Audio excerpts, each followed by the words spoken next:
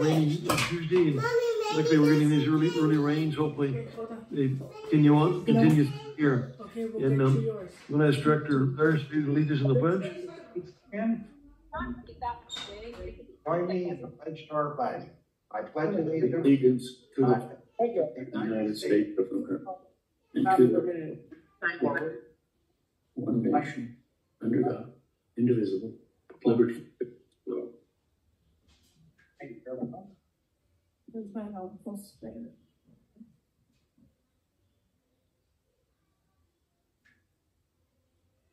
I see some new faces. When I saw those people I usually don't see, I had to ask our manager what we did wrong. But anyway, he explained where everybody's from. Madam Secretary, if we could have the roll call. Division 6, Audrey Miller. Here. Division 5, Rob Harris. Here. Division 3, Jay Tremblay. Here. Division 2, Keith Dias. Here. Division 1, Drew Mercy. Here. Division 7, Gary Van Dam. Here. And Division 4, George Lane. Yeah. Here. General Manager Knudsen. Here. General Counsel Tilden Kim. Here. And Angel Fitzpatrick present for Holly Hughes. Yeah, thank you. Moving on to item number 4, voluntary roll call. So anybody that's listening in, unable to attend, we always like to hear who's with us. So now's the time to identify yourself. White Fence Farms number 3, Jack Cephas. Good evening. Captain McLaren, Palmdale Water District. Welcome, glad you're with us. Natalie Brown, Indian Conservation League. Well, welcome. Okay, we'll move on to item number 5, public comments. If any item anybody would like to address the board, then items not on the agenda, now's the time to do so. Otherwise, when we get to the agenda item, you're welcome. Hi, yes, I would love to speak. Like I said, my name is Natalie Brown, and I'm with the Planning and Conservation League. I'm here to discuss the Cadiz groundwater mining project, which has faced significant roadblocks and opposition this year. Over the last few months, California agencies and legislators, tribal nations, U.S. Senators Alex Padilla and Adam Schiff have all taken actions to protect the desert from Cadiz. In June, State Senator Monique Limon and Assemblymember Isaac Bryan, who are chairs of the California Senate and Assembly Natural Resource Committees, wrote a letter to the State Lands Commission expressing deep concerns with Cadiz, urging the commission to ensure Cadiz goes through the legally required Water Code 1815 review, which blocks Cadiz from exporting any water unless Cadiz can first prove that its mining efforts will not harm the natural or cultural resources of the desert lands. Cadiz's own lobbyist stated it couldn't prove this, and the company has yet to start this 2-year review process. Additionally, Senator Limon, who wrote the letter, is also the incoming leader of the California State Senate. In response to that letter from legislators, the State Lands Commission wrote to Cadiz's CEO stating that any attempt by Cadiz to use the pipeline for water conveyance without its authorization could result in significant litigation. This follows the commission's unanimous 3-0 vote in December 2024 to reject Cadiz's lease application. The commission is made up of the governor's representative, the lieutenant governor, and the state controller, which really highlights the strong state opposition to Cadiz. In July, things didn't get any better for Cadiz. U.S. Senators Adam Schiff and Alex Padilla wrote a letter to Interior Secretary Doug Burgum describing the problems with Cadiz. The senators stated, and I quote, Department of Interior experts, including at the U.S. Geological Survey and the National Park Service, as well as peer-reviewed scientific analyses, have warned of the significant and irreversible effects that Cadiz's project could have on federal lands and surrounding communities, end quote. The senators reminded the federal administration the need to conduct the legally required review of Cadiz's groundwater pumping, and Cadiz has long sought to evade this, lost in court every single time. The conclusion is clear. Cadiz's empty promises and failed schemes are now 3 decades old, and sustainable water solutions, meanwhile, continue to create well-paying local jobs while protecting the environment. Water security won't come from corporate pipe dreams like Cadiz. It's not selling water, it's selling a mirage. Thank you so much. Thank you. Matt, do you have any comments on If you want me to make comments? Yes, please. Okay. So, good evening, Natalie. This is Matt Knudsen. I'm the general manager for AVEK. And just to clarify, AVEK only has a MOU with Cadiz that looks at potentially wheeling water through the AVEK system. AVEK has no commitment to Cadiz to purchase any Cadiz water or participate in the project. So just wanted to make that clear. Thank you so much. Thank you. Appreciate it. Does any of the other board members have any comments? But literally, we're really doing nothing. We're not trying to promote or in any way. But as Matt explained, we have that one letter, but we're not trying to buy water. So we appreciate your comments, and if there's any other thing, be sure to get with us and express your concerns. Thank you. I really appreciate it. Yeah, thank you. Is there any other comments? Okay, we're going to move to the consent calendar. One item. We're going to take that separately. 7A13. President Lane, we need item number 6. Okay, to be. Okay, adoption of agenda. Item number 6A1. Mr. President, Ms. Rob, I move approval of Board Order 6A1, adoption of the agenda. Okay, do we have a second? I'll second that. Okay, we have a motion and a second. Madam Secretary? Audrey Miller, Yes. Rob Paris, Yes. Jay Tremblay, Yes. Keith Dias, Yes. Drew Mercy, Yes. Jerry Van Dam, Yes. George Lane. Yes. Motion carried. Thank you. Yeah, on the consent calendar, one item we're going to look at it separately as 7-1-3. So in the other items, approve the minutes, September 9th, and there's a resolution, a tax resolution. So a motion would be in order. And then if there's any questions, Matt can probably explain them. So motion would be in order for 7-1-1, 7-1-2. I'll make that motion. Okay, we have a motion by Director Van Dam. Do we have a second? Mr. President, Director Miller seconds. Okay, Director Miller, we have a second. Okay. There's no further questions or comments. Madam Secretary, if we could have a roll call. Audrey Miller, Yes. Rob Paris, Yes. Jay Tremblay, Yes. Keith Dias, Yes. Drew Mercy, Yes. Jerry Van Dam, Yes. George Lane. Yes, motion carried. Moving on to 7-1-3. That's a text resolution like we've done many times, and I don't think we're going to see any problem with it, other than that's a large parcel, and so we thought it would be best if that was explained to us a little bit more, so the entire board was aware of what's happening. Now, Matt, do you care to speak just a second, introduce her? Yeah, I Representative. can introduce the item and then go from there. So, good evening. So beginning on page, what is it? Page 20. Page 11. Oh, I'm sorry, you're probably right, Rob. Let's go with that. Let's go with Rob. Page 21, actually, is the beginning of the resolution R25-24. And then if fast forward to page 37 of your packet, there's a good map there that shows the area that is proposed to be annexed into the city of Lancaster. So we have Jocelyn Swain with City of Lancaster here this evening. She was generous enough to come out and answer any questions the board has. But I'll take a stab at introducing the item, and then you can jump in. So as I mentioned, it's about 7,200 acres.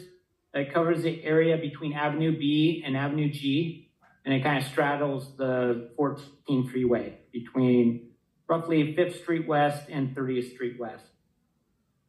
So as President Lane mentioned, we see these annexation or resolutions quite often, and it simply authorizes or consents to AVEK sharing a small portion of our 1% ad valorem tax.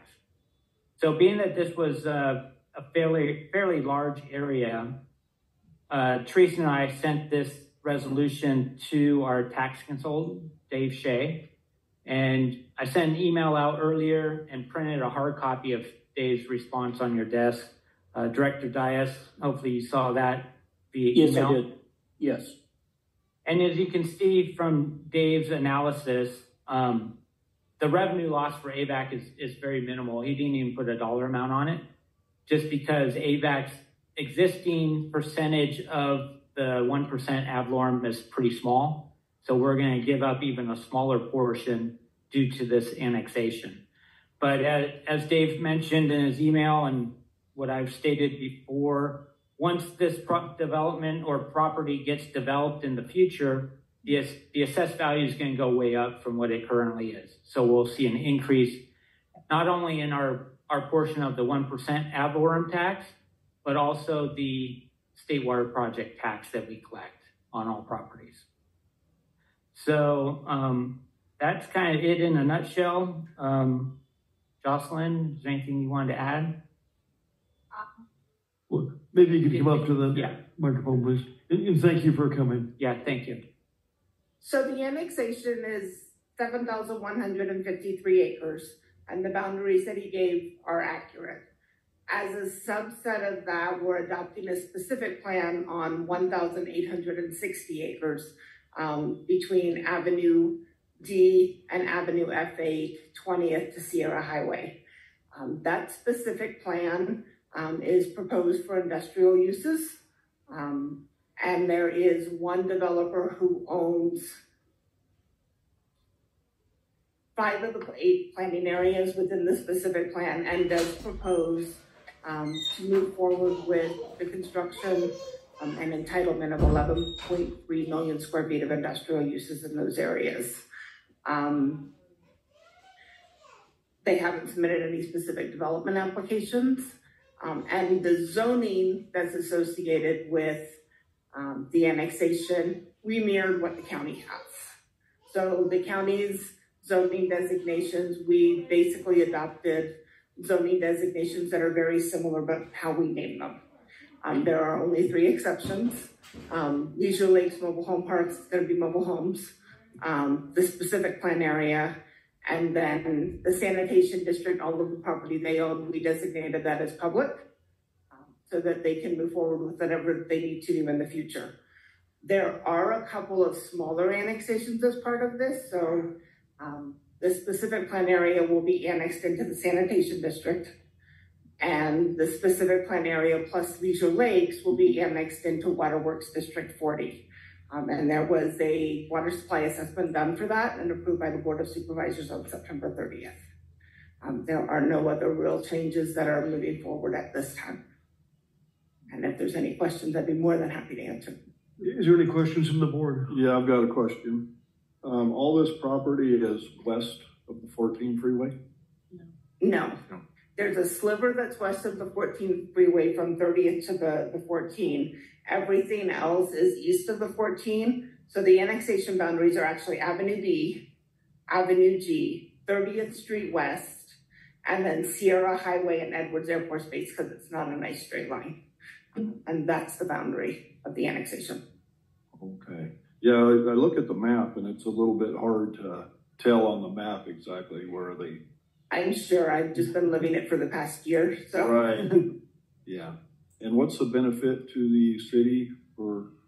It's primarily to encourage industrial development. Within the city of Lancaster, we have a lot of industrially zoned property, but a lot of it is really small parcels. And that's hard to compile when you have multiple owners, out of state, out of country owners. And so this is an area that's got some larger parcels associated with it, particularly within the specific plan.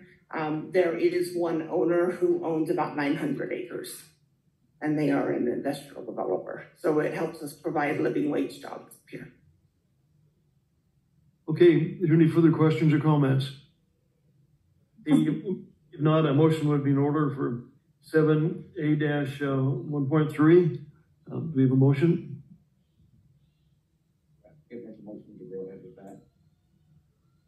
We have a motion. Do we have a second? I'll second. We have a motion and a second. Okay, there's no further comments. Madam Secretary, if we get a roll call. Audrey Miller, Yes. Rob Paris, Yes. Jay Tremblay, Yeah. Keith Dias, Yes. Drew Mercy, Yes. Gary Van Dam, Yes. George Lane. Yes, motion carried. Yeah, thank you. Thank you, Jocelyn. Thank you, Jocelyn. Appreciate it. All right, Thank you. Appreciate it. have a good night. Moving on to the Finance Committee. And, we have two items to discuss, and Director Dias is chairman of that committee. Director Dias, we'll turn it over to you. Yes, thank you, Mr. President. The Finance Committee met last Tuesday, and among the items that we discussed was the check register list for the period of September 11th, 2025 through October 1st, 2025, shown in your agenda packet as Board Order 8A1, and which the committee will recommend for full board approval. But first, I think we will have a report from our General Manager, Knudsen. All right, thank you, Director Dias. Good evening again. So beginning on page 64 of your packet is the check run for this period. Beginning with item number 1, which is our monthly fixed payment to Department of Water Resources based on our statement of charges, just under $1.5 million for the month. I'm just going to hit the highlights here. Going on to the second page, item 36, payment to DT Fiberglass. That was approved by the board back in September under a purchase order. I think this is 50% payment. It's $23,700. Item 41 is a payment to Brax Company for a spare wash water recovery pump here at the Court Sale Water Treatment Plant. That was approved by the board back in May. A little over $58,000 for that. Item 43 is a progress payment to Graham Pruitt for the West Admin Building roof repairs. It's $194,370. Item 48 through 51, they're fairly small amounts, $50 and $75. But these are notice of exemptions to Kern County and LA County for the two optional transfers that the board approved in the event that we need to evacuate water from San Luis Reservoir. Yep. Now, Matt, what do we pay the counties for that? So anytime we do a transfer between state water contractors, we have to file what's called a notice of exemption to comply with CEQA. And it has to be filed in the counties in which you provide service or the water is provided. So we have to do that for both Kern County and LA County. It's a state requirement. DWR will not approve the transfer unless we go through that process. And then if you fast forward to page 70, this is a newer item that's included in our check register. This will be included on a quarterly basis. And it's a report to show any direct reimbursements to directors associated with conference and travel expenses. So you can see we've got each of the directors listed there. Nobody had any expenses in July. And we had some in August and a little bit in September. So we list the amount, what it was used or what the reimbursement was for. And on the far right, we list what conferences each of the directors attended. So President Lane thought it'd be a good idea to get back to doing this. It hasn't been done for a while, so we're going to do it on a quarterly basis just to be transparent to our customers. And that's all I have to report unless you have any questions. Okay, so further questions or comments? The motion will be in order for 8A-1. I'll make a motion. We approve Board Order 8A1. This is Keith. And Mr. President, this is Rob. I'll second that motion. Director, okay, we have a motion and a second. If there's no further questions or comments, Madam Secretary? Audrey Miller, Yes. Rob Paris, Yes. Jay Tremblay, Yeah. Keith Dias, Yes. Drew Mercy, Yes. Gary Van Dam, Yes. George Lane. Yes. Motion carried. Thank you. And the next item that was reviewed by the committee and is recommended for full board approval is a purchase order with NOV mixer sales for a flocculator upgrade at the Quartz Hill Water Treatment Plant in the not to exceed amount of $207,000, $207,496.82. And I believe that our operations manager, Bozigian, has a report for the full board. Thank you, Keith. Good evening, everyone. Rob, no story time. I can't make this exciting. They're flocculators. Come on, you can do this. Nothing exciting other than the blue color is nice. Okay, so Quartz Hill, all our treatment plants have flocculators. That's the second stage of the treatment process. This is the Quartz Hill plant. We've been progressively changing these flock drives, flocculators for the past few years. This is go ahead. What is a flocculator? Okay, so when you inject aluminum sulfate, okay, story time. Now, when you inject aluminum sulfate into the water, it causes the particulates in the raw water to start clumping together, and they form what's called Flock. Yeah. And a flocculator. So these flocculators, they're shafts with big props that turn very slowly. They keep that flock elevated. You don't want it to settle out. You want it to continue to clump together, move down through the clarifier, and that's where you want it to settle out. So the flocculator is the process of flocking and moving it down the line. See, that was a good story. Not exciting. Okay, so why are we replacing these? If you see on the left, these gray units, those are the original ones that were installed in the last expansion in 1989. We have run out of spare parts. No spare parts are available anymore. You know, they're 30 plus years old. So we've been replacing them with this new style, the blue ones. You can see this doesn't work. And the committee pointed out, hey, why are these things vertical instead of horizontal? There you go. Thank you. Okay, see on the left, between the motor and the mixer drive unit, you see an intermediate gearbox. Okay, that's where the problems happen. This is I don't want to say it was a bad design, but that's prone to failure. So we've run out of spare parts. So what we're doing is replacing it to the one on the right, which does not have the blue one, does not have the intermediate gearbox. Simple enough. What we're going to do is save these old ones, though, and utilize them at the other treatment plants so we don't have to do full replacements. It gives us plenty of spare parts for years to come. So Chemoneer makes these drive units. NOV bought Chemoneer, so we're sole sourcing. You know, we want consistency. We don't want to have a bunch of oddball parts at our plants. So we're going with the NOV like we have for the last few years. We budgeted $160,000 based on past pricing. Price went way up. Not surprisingly, it went up quite a bit. So this is going to be $207,496.82. So we're about $47,000 over budget on this item. But as in the past, what we'll do is look at our overall capital budget and ensure that we don't exceed that total amount. So we'll look at some other projects and try to either pare them back or maybe do them the following fiscal year. But this is pretty critical. And there is a lead time to get these, and our maintenance department will install them. We will not use an outside contractor. We'll do that in-house like we're doing a lot of projects now. So anyway, we would recommend replacing these and look for your approval.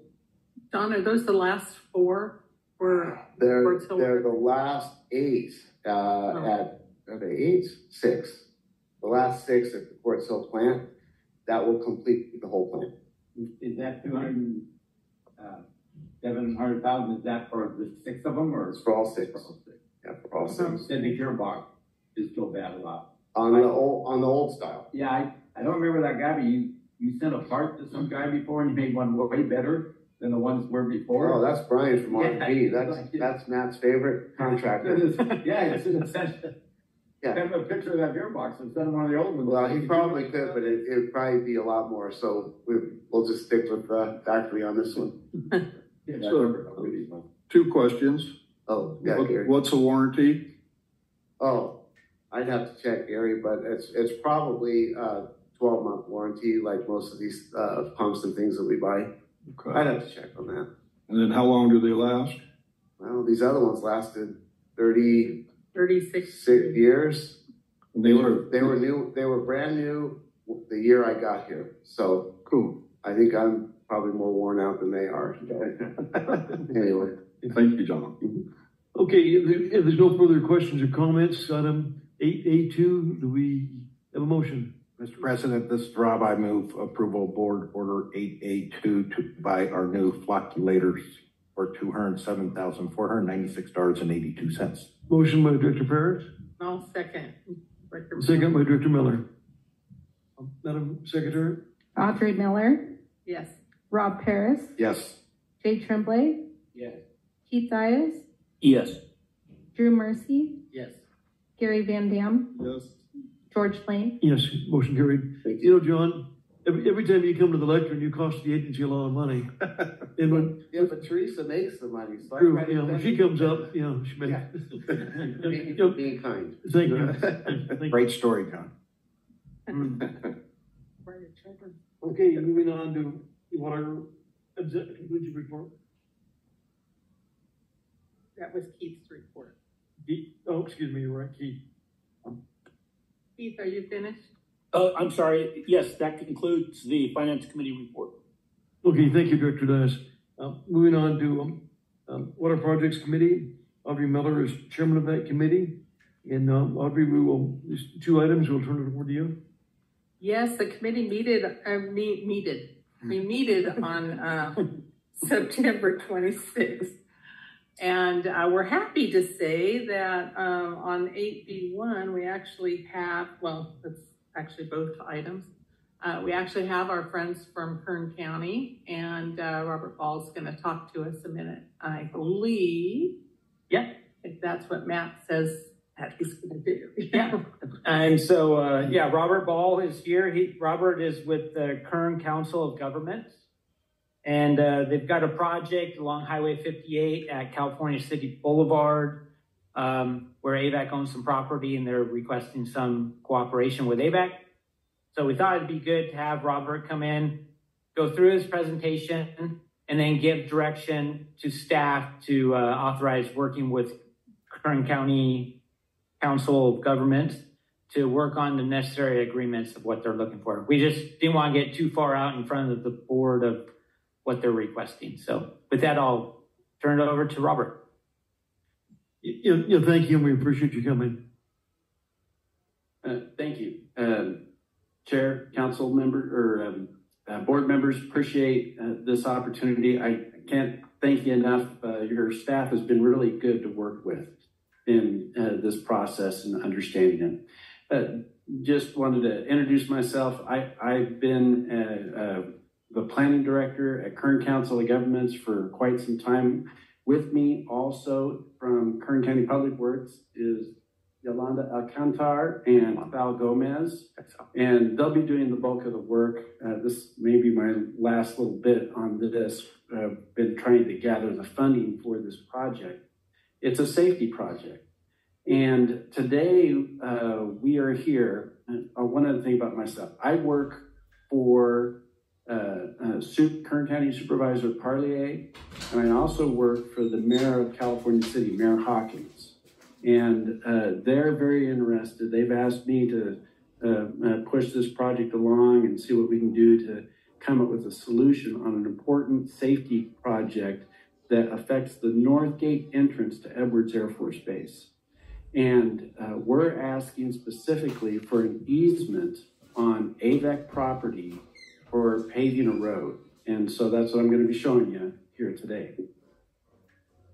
The site that we are most concerned about is actually not on AVEK property. It's at Great Crossing on State Highway 58. It's a 4-lane segment. You can kind of see there. There's been 3 fatalities there in the past 5 years.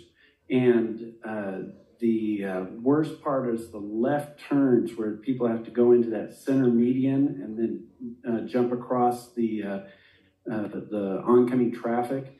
And this east-west road, that is really bad at sunrise and sunset. And so it's a really dangerous intersection. It's just a matter of time before we see another major accident like we've seen here. There's been 16 collisions there since from 2018 to 2023.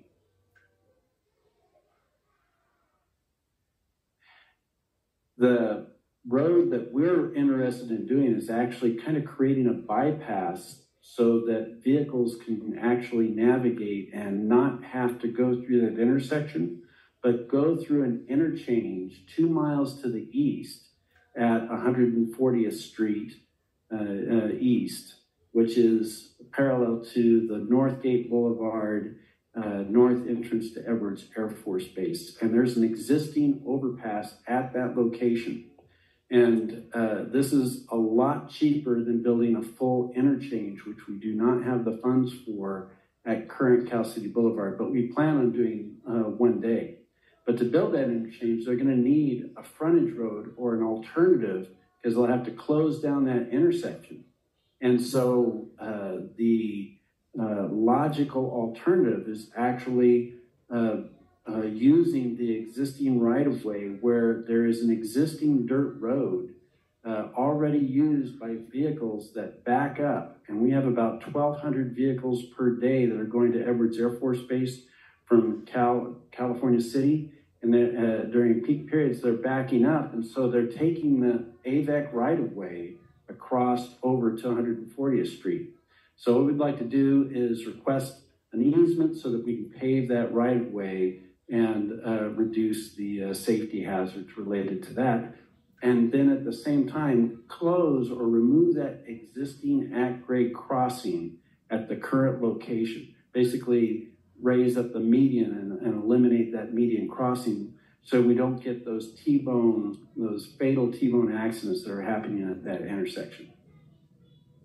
And it just so happens in our preliminary survey work that the County of Kern has performed and the design work, the water line for most of it will fit under the shoulder, the 5-foot shoulder on this facility, which makes it ideal for access while still protecting the water line. This is the west half of the Lorraine Avenue, which is where that road is. There's a couple other parallel parcels where we'll be kind of skirting the corners of, but most all of the property is AVEK property owned. We looked at other possible use of the right-of-way for Mojave Pipeline Company. That's the option 2 at the suggestion of the projects committee. And the answer from the Mojave Pipeline Company that owns that right-of-way was absolutely, they do not allow parallel facilities on their road because it's a high-pressure gas line. So this is the eastern half, and there is a new truck stop or a travel plaza at, this is 140th Northgate Boulevard, and at that location. And this road, this dirt road comes in right behind it and into 140th Street. So that's where we'll be connecting back in the road there. This is going back on the Cal City Boulevard side, a little bit closer. You can see the water line, and the dark lines, you can kind of see where we're planning the pavement, and we're crossing at the upper map. We're crossing the pavement is crossing over the line, and then a little bit later, a little bit further east, it crosses back over, and then it runs parallel. And so probably for 90% of the 2 mile right of way, the pipeline will be under the shoulder parallel to the facility and paving that existing dirt road. At the very end, it does cross back over, and so there's some right-of-way issues and concerns that we'll be working closely with your staff on this project. We have a two-step environmental process. There's a CEQA categorical exemption that the county has funds that they plan on using to initially pave the current dirt road, actually grade the current dirt road. And then we have another $2.468 million in HSIP funding that is a highway safety improvement program that is federal and will have to do a NEPA categorical exemption. But that categorical exemption is an easier process because we've already created a county dirt road. And so that two-step process really helps streamline the environmental process. The next steps, we've had this is our initial, we're seeking tonight an initial AVEK board direction to your staff to begin working with the County of Kern on the easement, and then a final AVEK board of approval once the document is all put together, and you guys at that time would decide yay or nay if you guys want to go forward with the easement at that time. We're not seeking that tonight, just wanting direction from your board. So, because there's going to be some right-of-way surveying work that needs to be done between now and that next meeting that we'd like to have all done, have all the questions done before we bring that back to you. And then final documentation on whether we've got the right-of-way from the other parallel properties, as well as the Mojave pipeline, making sure that we have all the pieces before you guys make your final decision. And that's it for my presentation. I'd be happy to answer any questions related to this, and thank you for considering this. Again, we're just asking for direction from your board to the staff to work with the County of Kern on developing the documentation for the easement transfer. It sounds like a good project, safety project. Is there any questions from the board? I had a question. Is there any place where that road actually goes over the pipeline? Yes, in 3 places, and they were back on the previous slides. There's the see the bottom map on there, right? And it crosses at roughly a 60-degree angle, so you can see where that. And it was interesting that the Mojave Pipeline Company will only allow roads to cross their right-of-way at 30 to 60 degrees, and primarily so that you don't get 2 tire weight crossing the pipeline at the same time, but just 1 tire at a time. So it actually reduces the potential impact to the pipeline. So maybe this question's for our GM, Matt. Matt, is there any other situations where we have this? Now, it's a Muriel Brown working. Yeah, we have numerous Metro Police. We have numerous pipelines within the existing highways or roads where vehicle traffic is over it. So there's no concern there. You don't see a problem with it? Yeah, we'll do potholing on the pipeline to make sure we have adequate cover once the improvements are done. Yeah, is this something, Matt, we talked about or discussed about? Would AVEK be reimbursed for its time? Have we talked about that, Robert? I don't think we have, but that's probably something they would entertain. Yeah, we're interested in working as closely with you guys as possible on this process, but funds are limited, and so I'm sure we'll be able to work something out. And I have a question. Matt, how far down is that pipeline below where they'd be? Do you remember the as-built drawings, Justin? How much cover? From existing grade to the top of pipe. Right. Are you guys staying at the existing grade, or are you going deeper or higher? The proposal is actually to build up dirt on top of that, so that we're not going below grade. We're going to stay above grade or probably through the entire alignment. Yeah. And we'll again work closely with your staff on what that final height should be. Yeah, we'll work closely and review those drawings and design for the cover over the pipe. And also drainage is important to make sure proper drainage in the area. And maybe give an estimation of the cost. Yeah. And one question, you may not be able to answer this, but why doesn't California City buy more water from AVEK? That pipeline was put there partly at the request of California City. You don't have to answer. Thank you for letting us know. Okay. If there's no further questions or comments, motion would be in order. No, that was the presentation. Yeah, so we're presentation. a motion on item 8B2. We're looking for a motion. Okay, moving on. Thank you for your time and your effort. We appreciate you coming, and be careful on this driving back in this rainy weather. Yeah. Okay. And moving on to Thank you, Robert. 8B2.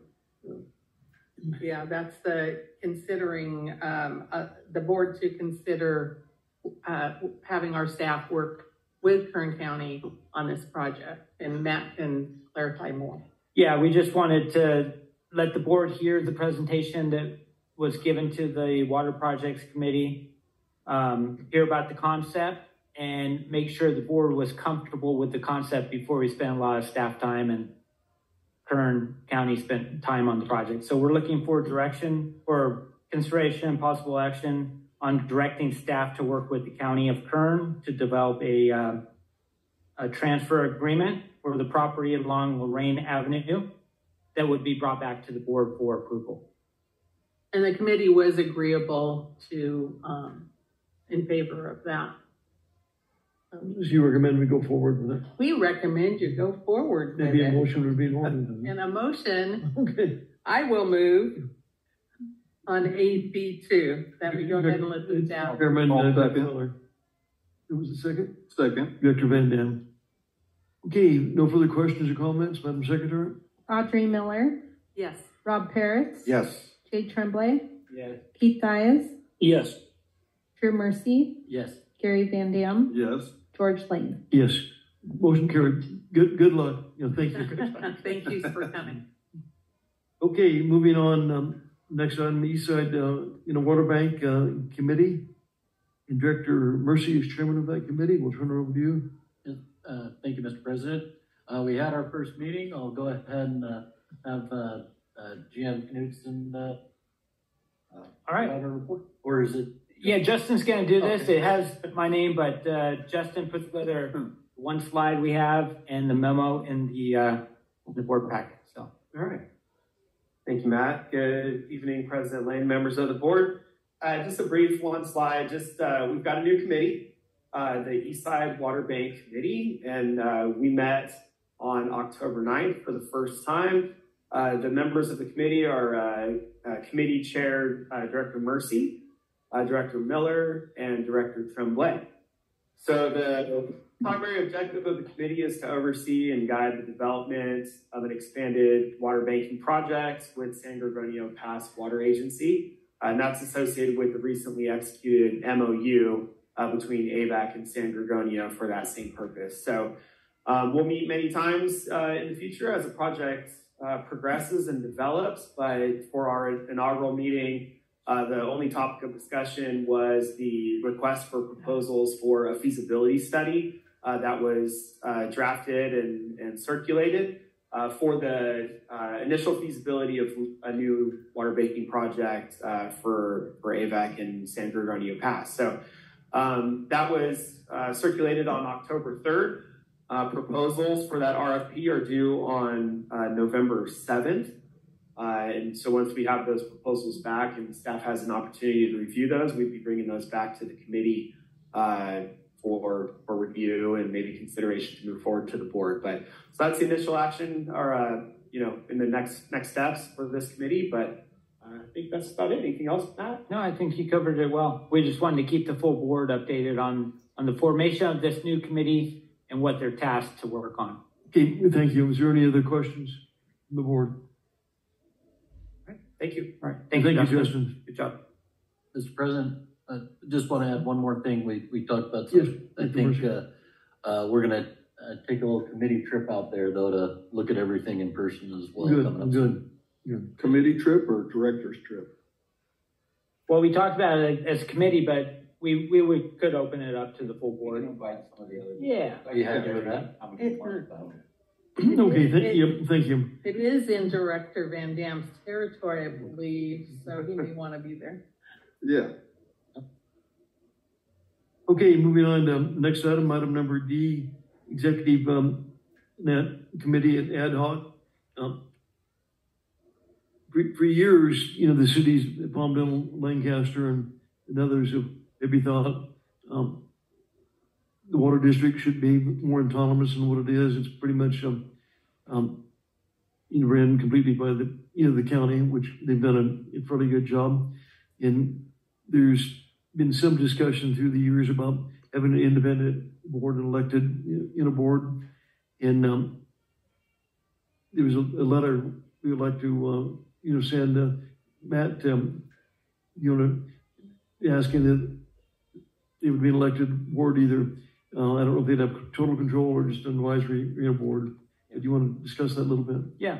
So as President Lane mentioned, we discussed this with the executive committee, President Lane, Vice President Van Dam, and Director Dias, about the concept of sending a letter to Supervisor Barger requesting that they look into the formation of a publicly elected oversight board for both Waterworks District 37 that covers Lancaster or Acton, and District 40, which covers the Antelope Valley.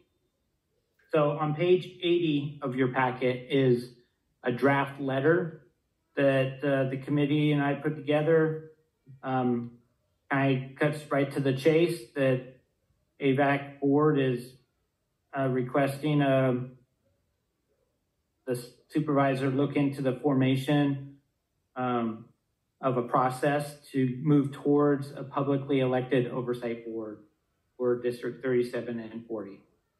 So kind of give some key bullets there as to what, this board thinks the Valley could gain from such oversight of a publicly elected local board to oversee Waterworks District 37 and 40. And, I don't think the vision here is to disrupt the staffing for Waterworks District 40 or 37 at all. It's more of just some of the high-level decisions that are made that control the water district, such as water rates, infrastructure, planning, etc. So with that, I'd be happy to answer any questions. Yeah, when those districts reformed, they don't look like just a fraction of the population what it is now, and it made a lot of sense at the time. But it's probably time to maybe relook and get more input from the local community than that we're receiving right now. And so, Director Ferris? Yeah, just some observations. We have a really good working relationship with Waterworks 40 right now and 37. Carolina Hernandez has taken over that within, I think, the last several months, maybe a year now. And she's on the Water Master Board with us. So I think, we have to make sure when we go forward with this that we make the supervisor aware that our relationship with the water district is excellent. We're working really well together. But I tend to agree. I would like to see some type of local representation. In fact, about 10 years ago, the city, Mark Ozigi and myself, met with the supervisor. There had been a white paper done by the city about doing something similar, some type of JPA organization that was similar to how the sanitation district is governed, with representatives from Palmdale, Lancaster, and the supervisor sits on those. That actually makes the decisions for how that board is governed. I think there's one in Palmdale, one in Lancaster. So rather than a publicly elected board, you know, a template's already set how we can get local representation onto these boards. Maybe put that in as an alternative, public elected, or potentially like the sanitation board is, or some type of JPA format. Might be a better way to pursue it, because elections could be very expensive and costly and create more bureaucracy rather than less.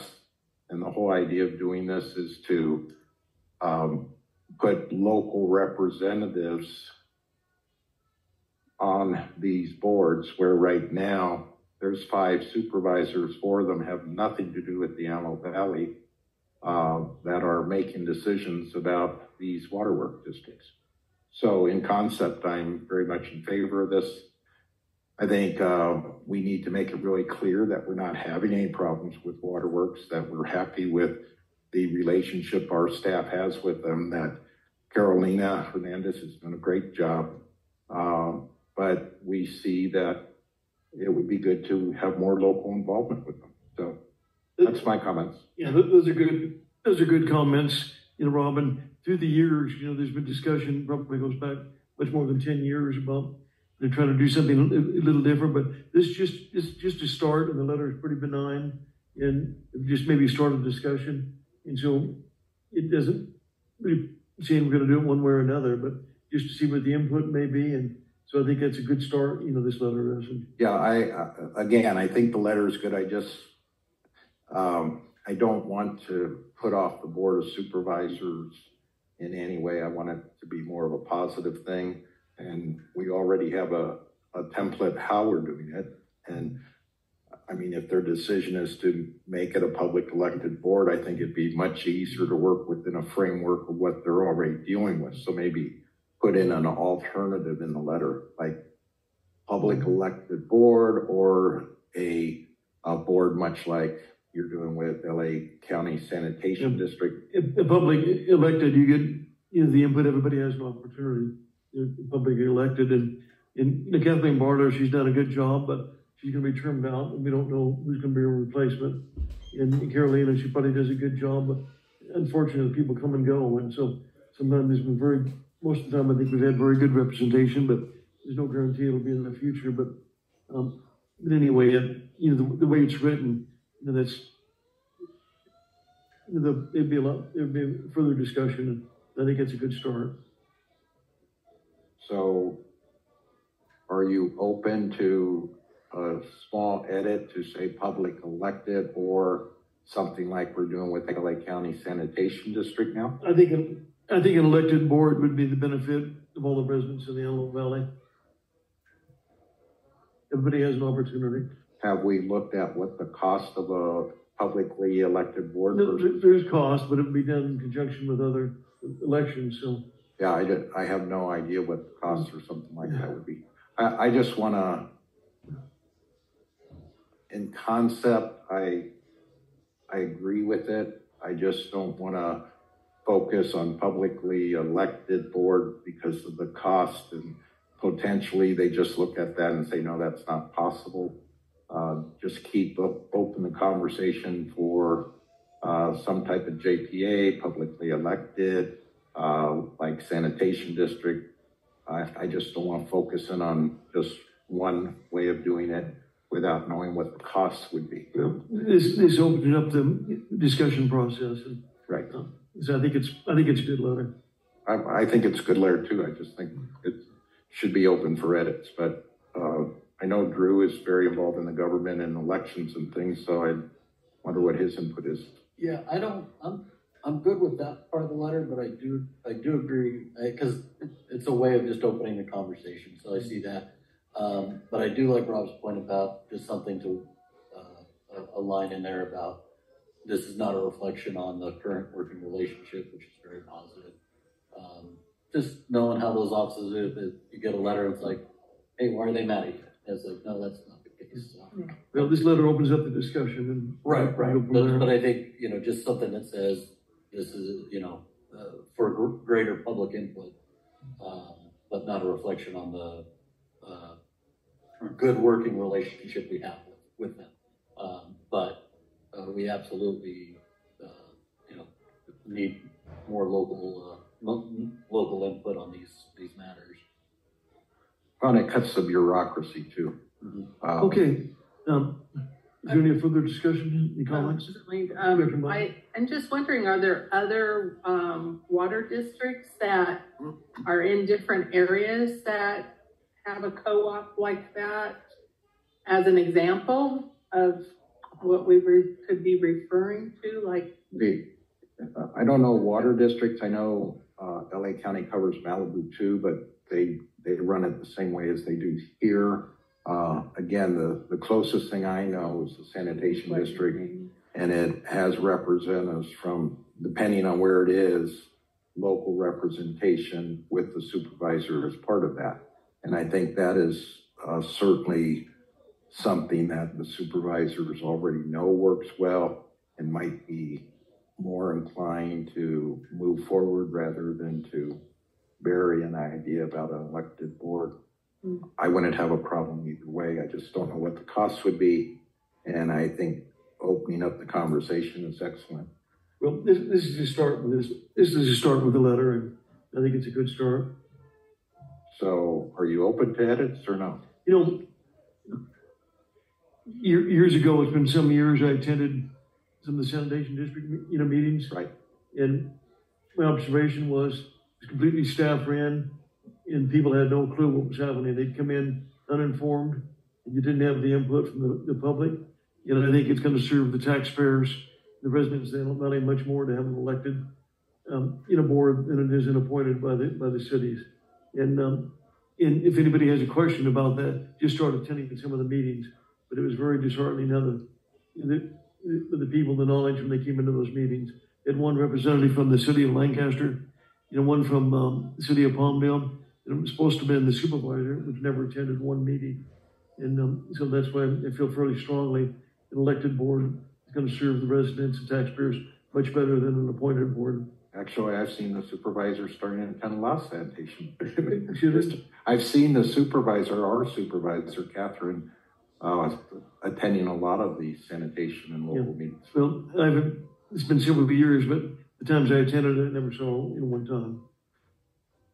You guys start going? I'll make a motion. We approve Board Order 8D1. This is Keith. Okay, we have a motion by Director Dias. We have a second. Well, I can second it. Okay, we have a second. We have a motion and a second. But I reading that letter, I was wondering, Margaret, well, is there a problem? Why are we sending a letter to them about reading the thing? I was like, so Rob brought up a really good point, or what he said. That we're not trying to get involved, we're having good working relations. I'm really glad that would be in the other draft when you put it in there. Because like I said, why are we getting involved? There's a problem with dealing with them. Okay, we have Mr. President? Excuse me? You're going to open a discussion after you announce the motion, right? Any further comments? Yes. Yeah. I move to amend the motion to approve the letter to add a line that says what a positive working relationship we have with Waterworks right now, and to add a line that would say local election or some other JPA format that would bring in local involvement. Okay, is that a motion? That's amendment to the motion. Amendment first, okay. Is there a second to that? I'll second. Okay. Okay, is there any further discussion? Mr. President, I agree with amending the letter to show the positive relationship we have with both 37 and 40. And then I think that's the only edit I would suggest to put in to the letter. Okay, Madam Secretary, Director Mercy. Don't know the procedure, but based on what Director Miller's saying, can we separate the two proposed amendments from Rob's motion? Rather than probably the best way to do it is to vote on the first amendment, and you can make an amendment after that, according to Robert's Rules of Order. Yeah. If we don't get a majority vote on my amendment, then there could be a secondary amendment, or you could make an amendment to the amendment. we have a motion, we have amendment, and we'll vote on the amendment. In my comments, we're doing very little. We're still having appointed the board. We're not having the public election, and we're not going to be much different than we are now. Okay, Madam Secretary, we're voting on the amendment. Are we voting on the amendment or the? We vote on the amendment first. Okay. And then if that amendment prevails, then you would vote on the motion as amended, excuse me. Okay. If that fails, then the motion is back on, and then somebody else could make an amendment. Okay. Audrey Miller? No. Rob Paris? Yes. Jay Tremblay? No. Keith Diaz? No. Drew Mercy? No. Gary Van Dam? No. George Lane? No. Okay, motion failed right there. The amendment fails. Amendment, failed, so we have a motion. Madam Secretary, if we could have Mr. President, I'll move an amendment just to add in a reference to our very good working relationship. Okay. And I'll second that. Okay, so, that sounds reasonable. Okay, we have a motion, we have a second to that. Okay. Audrey Miller? Yes. Okay. Rob Paris? Yes. Jay Tremblay? Yes. Keith Diaz? Yes. Drew Mercy? Yes. Gary Van Dam? Yes. George Lane? Yes. Okay, motion passed. Now you vote on the motion as amended. Okay. Okay. We're going to vote on the motion as amended, Angel. Okay. Audrey Miller? Yes. Rob Paris? Yes. Jay Tremblay? Yeah. Keith Diaz? Yes. Drew Mercy? Yes. Gary Van Dam? Yes. And George Lane? Yes. Motion passed. Okay. Government in action. That's going to be fun on those minutes there, Angel. I know. So I'll add a sentence or two to talk about the positive working relationships we have. Super. Thank you. Yeah. Thank you. Okay. Thank you. You're going back to the FFA, Robert's Rules of Order. I am, yes. Parliamentary procedure contest. Yeah, okay. Okay. Well, thank you. Point of order, Mr. President. No. Okay. Moving on, General Manager's report. Yeah, so we have a few updates this evening. We're going to start with Peter Thompson, our Assistant General Manager, giving an update on some of the state water conditions. We'll call it that. So, all right. Take it away, Pete. Thank you, Matt. Good evening, President Lane, members of the board. So just a few slides for you. We're 2 weeks into the new water year. And what you have right here, you're probably familiar with this slide, but it's just starting off. On the left, you have the Northern Sierras. So that's the watershed that fills up Oroville. And that's our October readings as of this morning. So precipitation, and we're about, at that point, about halfway for the month's average. So after tomorrow, we'll probably be well above average for this point in October. We may not hit that full average blue bars that you see for October, but we'll be really close. San Joaquin, that's the watershed that actually feeds the pumps, Banks pumps that we use to export water out of the Delta. So that's good news that we're seeing precipitation there. And it's really important that we've received this at this time, and that's kind of a teaser for an upcoming slide. So next slide, please. All right, so atmospheric rivers. What you see there is projections of the atmospheric rivers that'll come over the next 16 days. And you can see that that yellow bar is where we need it in order for water supply. And the dark blobs that you see on the far right of that are the rainstorms that we experienced today. So those were good for us locally, but also good up in the San Joaquin and Northern Sierra watersheds. Unfortunately, as we look out over the next 16 days, there's not a whole lot of promising atmospheric rivers that seem to be coming our way. But I will caveat that because the rains that we were getting today, they weren't projecting 7 days ago. So things change. And it's good to be a weather forecaster because you don't have to be right very often. But anyways, that's the way it looks moving forward over the next 2 weeks. All right, next slide, please. Okay, so we've kind of gone over this before in State Water Contractors Committee, like early water year development and what are some factors that are working in our favor and against us. So what's working against us right now as we move towards that December 1st State Water Project allocation is we have high salinity in the middle of the Delta.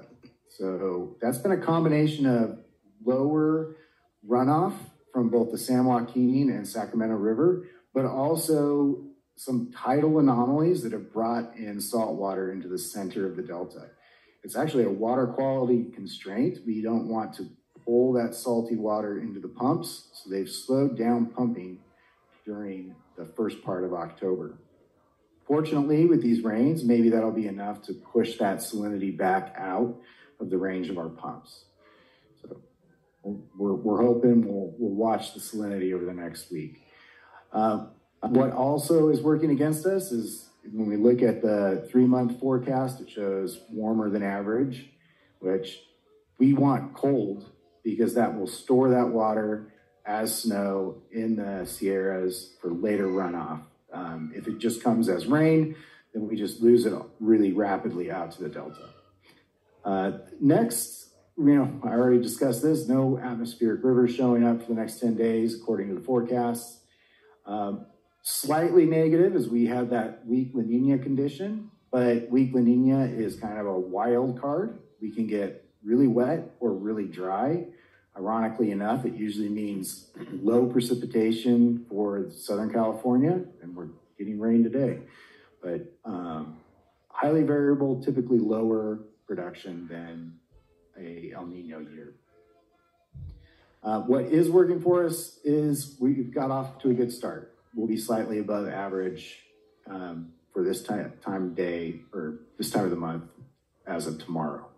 It's a good spot to start. And then we do have above average storage in all the State Water Project reservoirs. And we have seen some good positive yields from the improvement to Delta pumping regulations. In fact, it's estimated that last year, those improvements raised the allocation by 5%. So we expect to see similar gains this year as we move forward. And one more slide.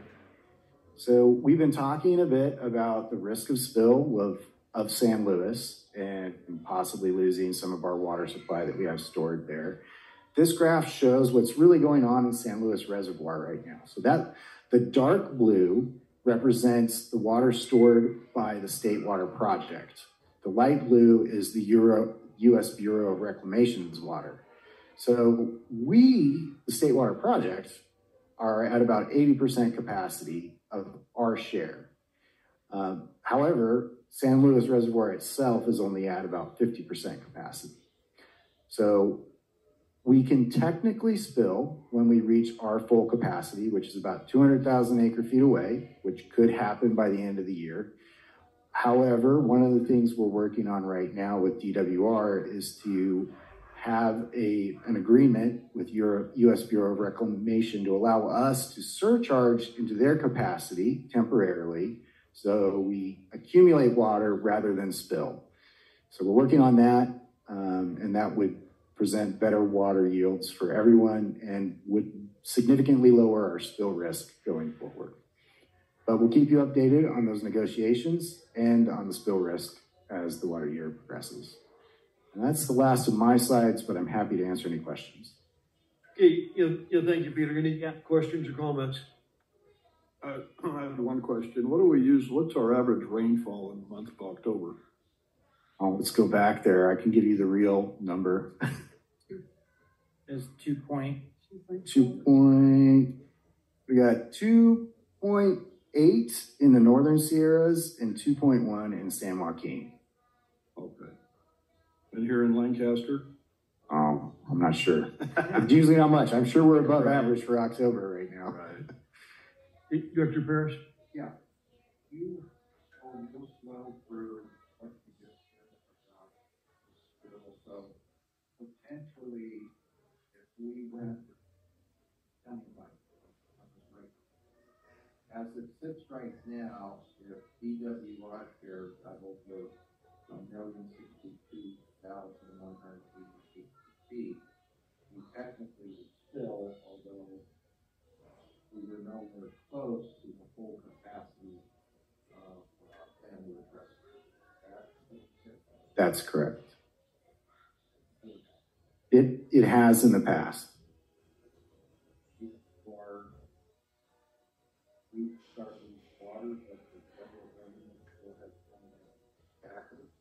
I've never seen a scenario where there's been that much space in San Luis and we've not been able to surcharge.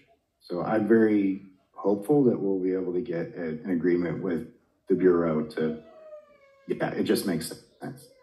But they don't have to let us surcharge into their space. No, they should. And we cooperated on a lot of other levels when it comes to operating in the Delta.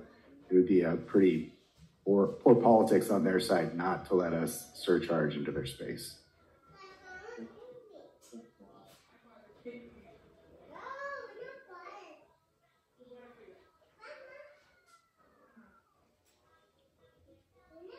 No, that's a really good question. I haven't been tracking their usage, but I do know they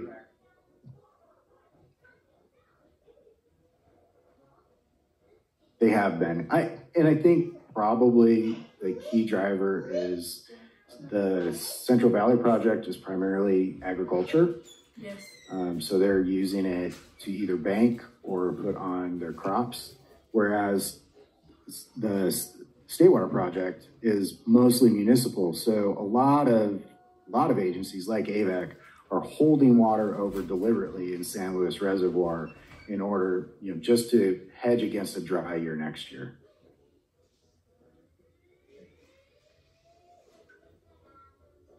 Right. And we'll probably see them start storing water in San Luis in the winter, these upcoming fall and winter months. You're welcome. Okay, any further comments or questions? Thank you, Pete. Welcome. So Okay. I've got just a few slides. Okay. So real quick, we've seen this chart before. This shows our 2025 State Water Project allocation. As you know, we ended the year at 50%. Top right chart shows historical final allocations along the State Water Project back to 2004. Top left has a table showing the State Water Project allocation notices issued by DWR throughout the year. So with the new water year starting, we'll get our first 2026 allocation in early December of this year.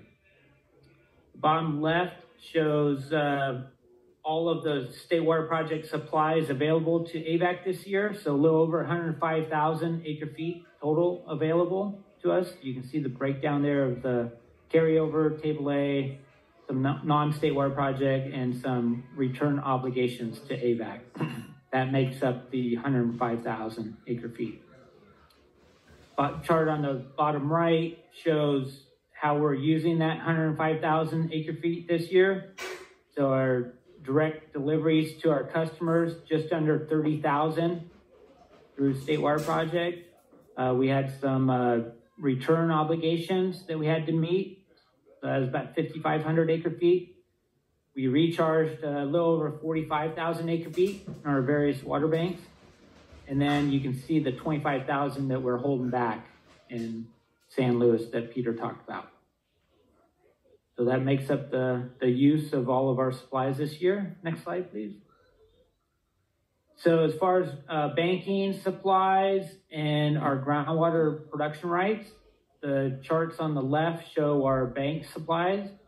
And you can see end of this year, we're going to have just under 150,000 acre feet of state water project stored in our local banks here in the Antelope Valley. So pretty good volume. You can see the chart on the top left shows the historical stored balances. So we're actually going to be the highest volume we've ever had stored at our water banks. So the charts on the right show our groundwater production rights. We're going to have about 27,000 acre feet of groundwater rights that's made up of production right, carryover water, imported water return flows, and that's after our annual transfer to LA County District 40 based on the lease agreement we have. Next slide. I had a question, Matt. Yeah. At Ambergros, are we contracted to recharge there? We are not, but if other agencies that have capacity in the project want to bank there, then we cooperate with them to bank their water supplies there. But we are not obligated to bank there. It's really it's a minimal recharge rate. You know, it's kind of not worth the effort for based on the small volume that gets recharged there. Next slide. So a little closer to home here with our current flows. We have conventional water treatment plant flows, top left. Things are dropping off due to the weather and shorter days, less outdoor water use. So you can see the flows there. Bottom left is what we're pumping out of our water banks, recovered, stored, imported water. That also is dropping off a little bit, but we continue to supply all the demands to the north feeder from the Westside Water Bank, and then we continue to deliver a little bit through Westside Water Bank South to LA County Waterworks, and then also Bench Ranch, we're using that site as well. Top right shows the recharge. You can see we're off everywhere, but Upper Amargosa just flowing a couple acre feet a day. Next slide. This shows our monthly demands of our customers. We've seen this before. The red bar in the top chart shows what we estimated for this year. And then the solid bar chart or bars show what the actual is for each month. So you can see September, we ended a little bit higher than what we estimated, but you can see August was quite a bit lower than what we estimated, and then July was a little bit higher as well. So overall, we're tracking pretty close to what we estimated for the total year. You can see October, November, December, we're estimating what those demands are going to be. And then you can see we break down what system or supply we're supplying to each of the areas. And these are monthly totals. Next slide. All right, so this is a mock-up of our proposed plaque for the High Desert Water Bank. If you remember back in 2023, we actually did the dedication of the project with, or ribbon cutting in joint effort with Metropolitan Water District. So we wanted to recognize that and do a plaque like we do at all of our large capital projects, infrastructure projects, for the buildings, the water treatment plants, etc. So this kind of follows the same design as the previous plaques. Sorry, Jay, you weren't on the board in 2023, so we're recognizing the directors that were in place at that time. So, which is appropriate because Director Donato was pretty involved with the High Desert Water Bank, Vice President at the time. Yeah. Matt, just one comment. Everything looks good to me, but should the division, should that be abbreviated, or what's the board think about that? I mean, does that take away from other things? spell out division versus just abbreviating it? Just DIV? Yeah. I'm not sure what's best or what's not. I'd like your comments from the board. Just what has been the format we've used before? Have we spelled it out? You know, we looked at this when we developed it. We looked at what format we used before, and I think it's spelled out. Let's look at it. Probably run out here and look at this one real quick. We're trying to do what's best, man. Let's look at it both ways and let the board decide. Okay. Let's show one just abbreviated. Yeah, we can mock one up. There's no rush to get this done. So. I'd even suggest maybe a version without the division numbers and just board of directors, title office. Yeah. You know, it might look nice centered like that. Yeah. Oh, with just the names? Mm-hmm. Yeah. Yeah. Okay. That's possible too, and had fun with that. Is that an amendment to the amendment? It's Drew? You're excused, Rob.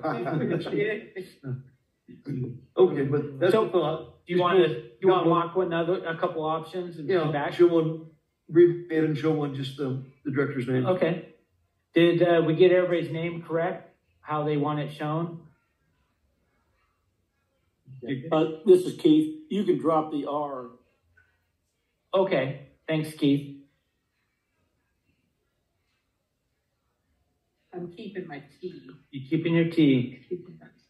Okay. And I kind of like the way past directors are put on there. Shelley and Justin.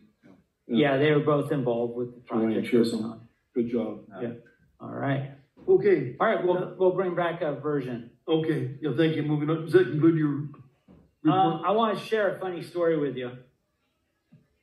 So, you know, we got a new building roof next door, the new roof over there, and we had big rains last night. Okay. So, Joe Roberts, our senior engineer, is so out of character. You've all met him. He comes in early this morning, knowing that it was raining pretty good, and he sets up some buckets as if the roof is still leaking inside the building with some rags all around. So he punked just about everybody that walked in the building this morning, thinking that the new roof is leaking just as bad. So I wanted to share that. That was pretty funny. That doesn't sound like Joe. No, it doesn't. So out of character. So it was funny. Funny, I had one question, Matt. Sales compared to last year, up or down? It's down a little bit, but not by much. Yeah. August was weird. It was kind of a cool August. And so, and the county is pumping their wells pretty hard this year. So last slide, we have just a few upcoming meetings. We have the advisory committee tomorrow at 10 a.m. We have the Water Master Board meeting next Wednesday. Audrey Miller is going to fill in for Director Paris, representing AVEK at the Water Master meeting. I'm going to take a couple days off this Friday and next Monday, but the rest of the staff will be here. And then I think you all saw the notice from Holly about the CSDA chapter meeting that's going to be at the AV Fairgrounds in mid-November. So if you have... That one's going to have all three legislators there, it looked like, or congressman and state senator. And on the invite, it looked like Congressman Whitesides and Assemblyman Juan Carrillo. Yeah. Oh, those two. Okay. Yeah. I think we're still waiting for confirmation from the other state legislators. They've been invited, Suzette and Tom, and yep. Yeah, I think a couple of you have confirmed, but if you want to go, make sure you let Holly know or Angel. So. When do they need to know by, Matt? You remember what date it was? It's coming up next couple weeks. 13th. Well, that's the meeting of date. date. Yeah. So maybe next couple weeks, Gary, if you could let us know. Okay, does that conclude your report, Matt? It does, thank you. Yeah, thank you much. Moving on to director's reports. Is there any reports? Attorney's reports. Nothing to report presently. Okay, thank you. very nice. We don't have to go into closed session. I know. That was great. It's a request for future agenda items.